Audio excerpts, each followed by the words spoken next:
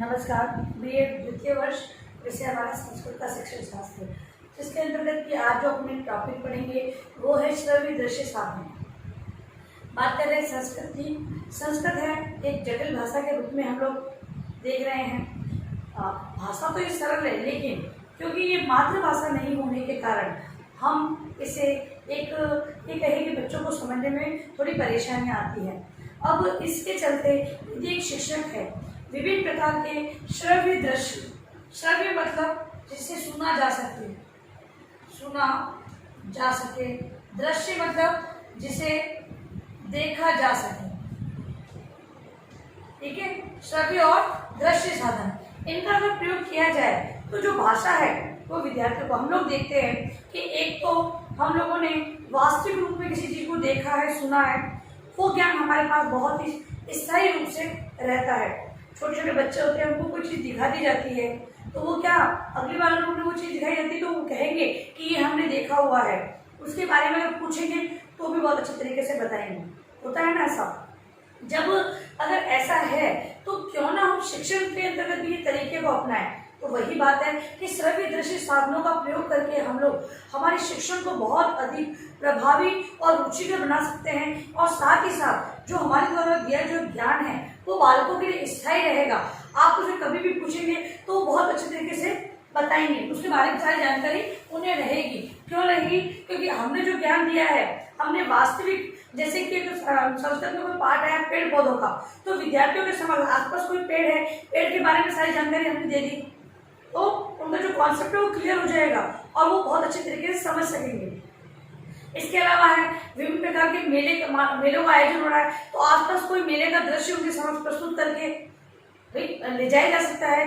विज्ञान मेले के बारे में बताना है तो हम लोग ले जा सकते हैं कि विज्ञान के मेले जो लगाए जाते हैं 10वीं से लेकर 12वीं की कक्षाओं में जो विज्ञान मेले आयोजित किए जाते हैं उनका दृश्य में दिखाया जा सकता है। इसके अलावा हम लोग त्योहारों का वर्णन भी विद्यार्थियों से करते हैं। विभिन्न प्रकार के जो हमारे स्मारक है, किले हैं, इनके बारे में भी हम लोग संस्कृत में पढ़ते हैं, जानकारी है। साहित्य संबंधित हम लोग साहित्य के बारे में अगर विद्यार्थियों को जानकारी दे रहे हैं तो हम लोग विभिन्न प्रकार के उदाहरणों, दृश्यों, ठीक है, इनका ऐसे श्रुत जो सामग्री है उसका प्रयोग करके विद्यार्थियों को हम लोग बहुत अच्छी तरह से शिक्षण करवा सकते हैं। अब यहाँ पर क्या होगा, जब छोटे बचपन से ही बालकों को हम विभिन्न प्रकार के उदाहरण, दृश्यों के आधार पर उनका जो बेसिक है उसको बहुत मजबूत कर देंगे तो आगे जाके उन्हें समस्या नहीं आएगी। अभी क्या होता है कि जो संस्कृत है उसको ट्रांसलेट करके बताना पड़ता है हिंदी में, तब विद्यार्थी समझता है। अब चूंकि संस्कृत को तृतीय भाषा के रूप में हमारे राजस्थान के अंदर अपनाया गया है ना, अब अपनाया गया है तो इसे बालकों के व्यवहार में लाना भी बहुत जरूरी है। ऐसा नहीं कि बालक सिर्फ रट के पास हो या फिर केवल उन्हें ग्रेड दे दी जाए जिससे कि वो आगे बढ़े, नहीं। अगर समझ देना ही चाहते हैं, तृतीय भाषा सूत्र को अपनाया है तो फिर उस भाषा को व्यवहार में क्यों नहीं लिया जाए। तो व्यवहार में लेने के लिए एक अध्यापक को जागरूक होना पड़ेगा।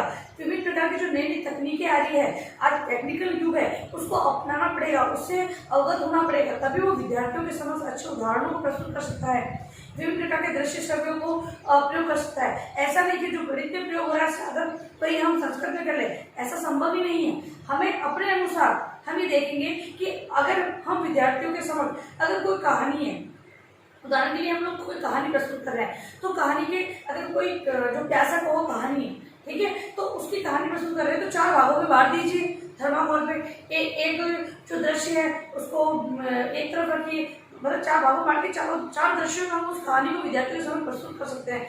विद्यार्थियों के लिए देखने के लिए भी आकर्षक होगा और विद्यार्थी उसको समझेंगे भी सही कि हाँ ये कहानी है। कुछ चीजें उन्हें समझ में नहीं आएगी, जिज्ञासु प्रवृत्ति के होते हैं विद्यार्थी, तो प्रश्न पूछेंगे, अध्यापक उसका समाधान करेंगे, ठीक है। तो इस प्रकार से हम श्रव्य दृश्य साधनों के माध्यम से उसका प्रयोग बालकों के लिए शिक्षण को प्रभावी बनाने के लिए कर सकते हैं। आइए अर्थ को जानते हैं। तो इसका अर्थ, श्रव्य दृश्य साधन का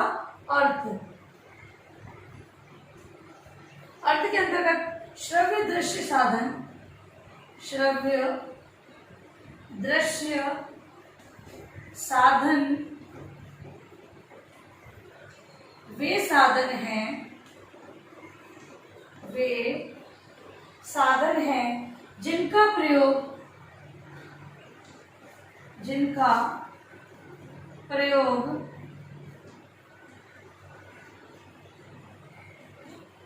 शिक्षक कक्षा शिक्षक कक्षा शिक्षण को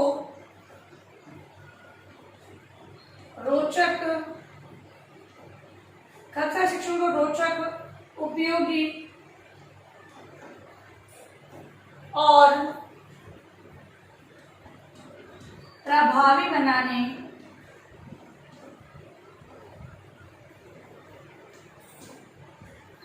के लिए करता है। पहला समझे, अर्थ को समझेंगे कि श्रव्य दृश्य साधन में साधन है। केवल हमें उसे केवल समझ विकसित करते हुए हमें उसके अर्थ को जानना है कि भाई हम लोग अगर अर्थ लिखने के लिए कहा जाए तो कैसे लिखेंगे। तो ऐसे लिखना होगा कि श्रव्य दृश्य साधन में साधन है जिनका प्रयोग शिक्षक कक्षा शिक्षण को रोचक उपयोगी और प्रभावी बनाने के लिए करता है। ठीक है, अब 3 शब्दों में इसका उत्तर दे सकते हैं कि ये ऐसे साधन है जिसका प्रयोग शिक्षक है वो कक्षा शिक्षण को रोचक उपयोगी और प्रभावी बनाने के लिए करता है। 3 शब्दों को याद रखा और हमारा अर्थ क्लियर हो गया। प्रश्न इसका इसी प्रकार से बनता है। अर्थ के साथ अगर कोई प्रश्न आता है तो हमें अर्थ को बताते हुए आगे की ओर बढ़ना होता है। ठीक है, अब कुछ परिभाषाओं को देखेंगे। तो C.S. भल्ला के अनुसार C.S. भल्ला के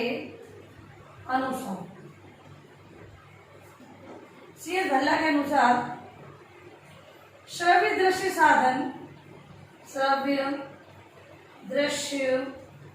साधन वह युक्तियां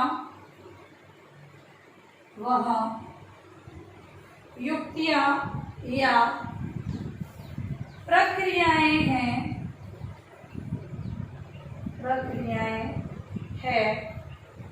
जो अधिगम को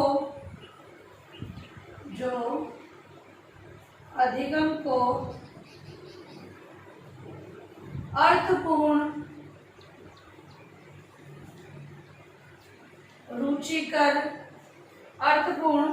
रुचिकर और प्रभावशाली बनाने हेतु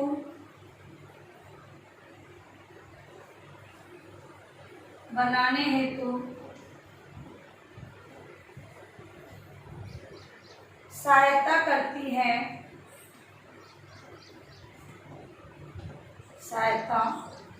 है। ये साधन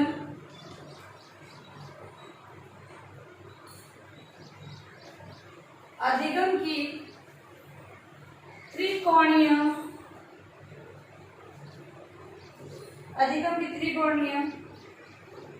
प्रक्रिया को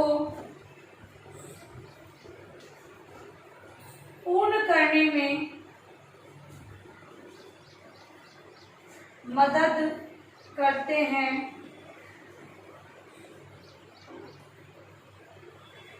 उत्प्रेरणा, प्रोत्साहन और स्पष्टीकरण।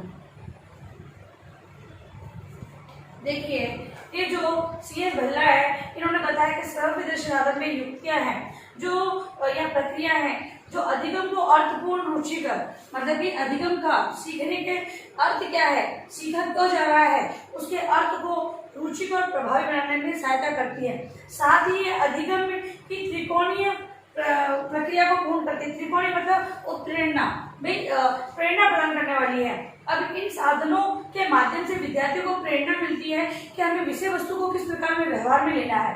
तब प्रोत्साहन, अब जब विद्यार्थी सीख जाता है तो उसके व्यवहार में क्या बदलाव आता है, वो एक उत्साहन स्वरूप उसे प्राप्त होता है। अगर मान लो हम नैतिक आचरणों की बात करें, अब संस्कृत में बालक किसी भोजन मंत्र का उच्चारण कर रहा है, अब उसने उच्चारण उसका किया, श्रव्य दृश्य मतलब एक अध्यापक ने गा कर सुनाया, ठीक है, गाकर सुनाया।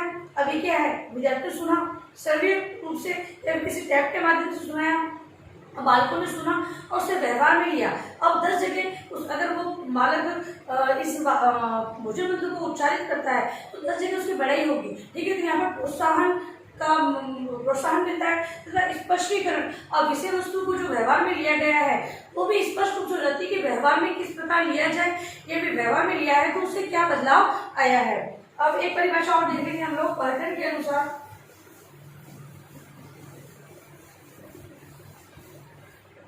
अगला है बर्टन के अनुसार। बर्टन के अनुसार श्रव्य दृश्य साधन, श्रव्य दृश्य साधन वे संवेदनशील वस्तुएं या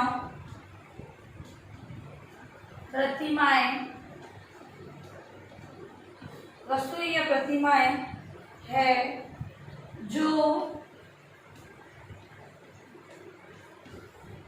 अधिगम को प्रोत्साहित या उत्प्रेरित करती है और मजबूत बनाती है।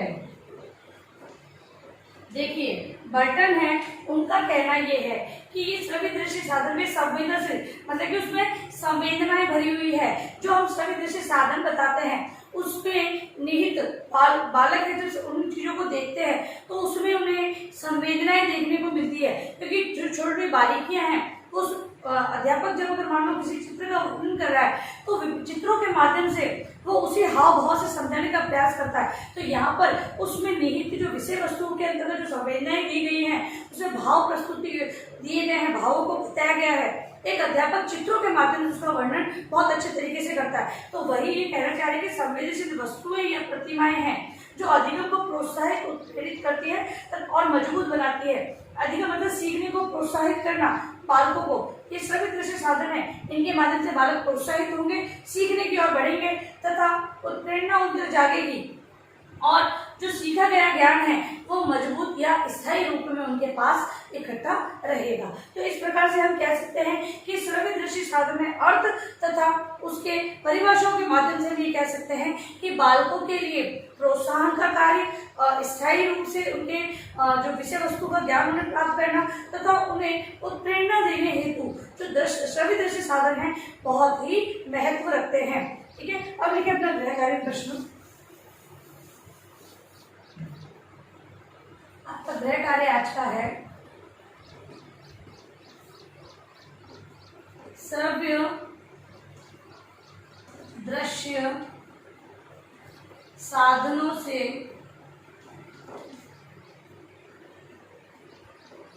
क्या तात्पर्य, श्रव्य दृश्य साधनों से क्या तात्पर्य है, जो कि आपको अपनी उत्तर पुस्तिका में लिखना है तथा इस महामारी के दौर में आप लोग कम से कम आवश्यक कार्य होने पर बाहर निकले। यदि बाहर जा भी रहे हैं तो 3 बातों का आपको ध्यान रखना है। हमेशा मास्क लगाना है, सोशल डिस्टेंस रखना है तथा हाथों को बार बार सैनिटाइज करना है। सोशल डिस्टेंस सभी का ध्यान रखें। धन्यवाद।